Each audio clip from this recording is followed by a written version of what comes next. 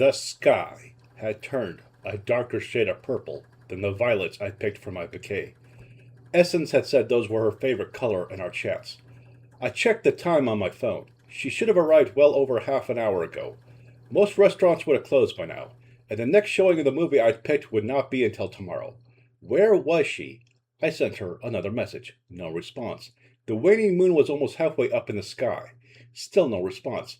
I could make up a few stars overhead despite the streetlights' glow, and the passing cars were dwindling in frequency. Still no response. That wasn't like Essence. She'd always been good about getting back to me within seconds on the app. The dread was shaking me up. I had to call her. Still no response. Not even a ring. Maybe she was stuck in traffic. Rush hour had long passed, but I was desperate.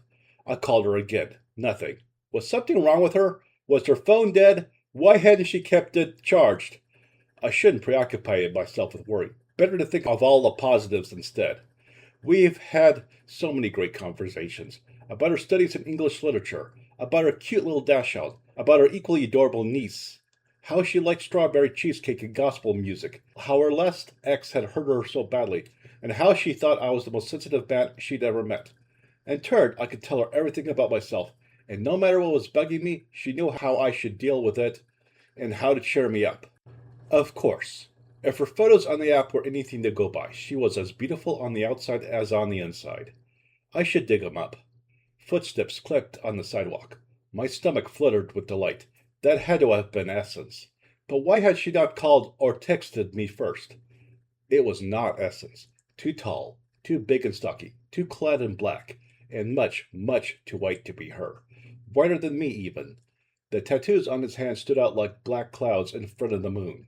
As he regarded me with eyes as gray and sharp as the steel blade in his grip, he grinned with a show of bejeweled teeth.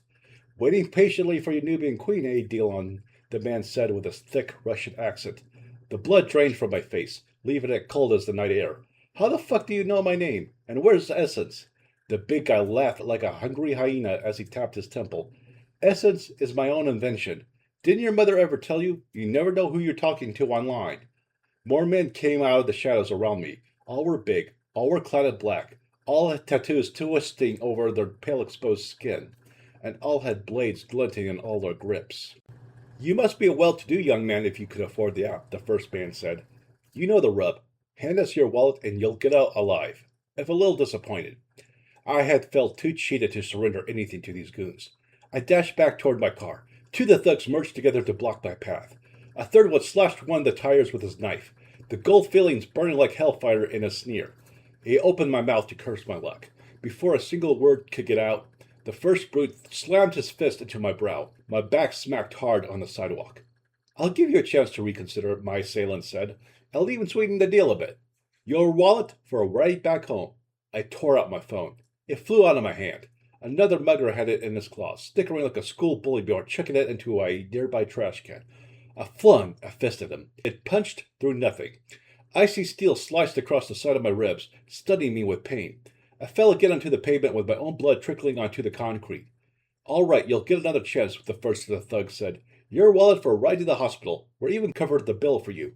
We might as well just kill him, Dmitri, one of his accomplices said. No need to bargain with him for it. A fair point, Yuri, Dmitri responded. It'll be more fun anyway. He raised his blade to the moon over me. I pushed my aching body to roll away. The knife's edge still grazed through my shirt down to the skin. Another goon slammed his boot's toe into my chin. I could hear and feel the bone crack. Like vultures over a dying wildebeest, the muggers closed in on me with their weapons ready to carve me up. I could only scream over their cackling. Another crack of bone. It was not my own.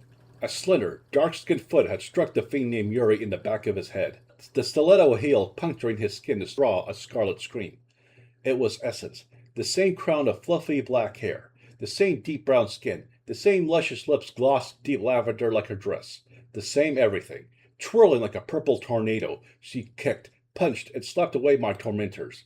A lioness defending her cubs could not have fought with such tenacity. Her dance of death crashed to a halt when Dmitri smacked the back of her neck from behind. He grabbed her by the throat, his snarling through gritted teeth almost as loud as her gagging. Dmitri drew back his knife. I should have known you'd interfere, you ghetto bitch. You and your miter shall be together in hell. I picked up a knife that one of the other goons had dropped before fleeing the scene. My hand trembled as I staggered towards Dmitri, the pain from the cut still burning in my side. I think you're the one overdue for a ride to hell. I thrust into the sleeve of his arm. It did not penetrate as deep as I would have liked, but I could see the drip, a red ichor. He released his hold on her with a high-pitched holler. My next strike punctured his shoulder. He collapsed, and I pounced onto him with as much stabbing fury as he and his minions had intended to visit upon me. Only after Dmitri had exhaled his final breath did I cease my barrage of attacks. The other thugs either lay on the sidewalk, alternating between dead and unconscious, or had scrammed like the cowards they were. The one person standing there, other than myself, was Essence, with dark flecks of blood on her dress. It did not diminish her beauty in the least.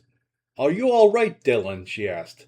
I nodded. "Wait, how come you know my name? I thought that account was—" She squeezed her arms around me in a firm, warm embrace.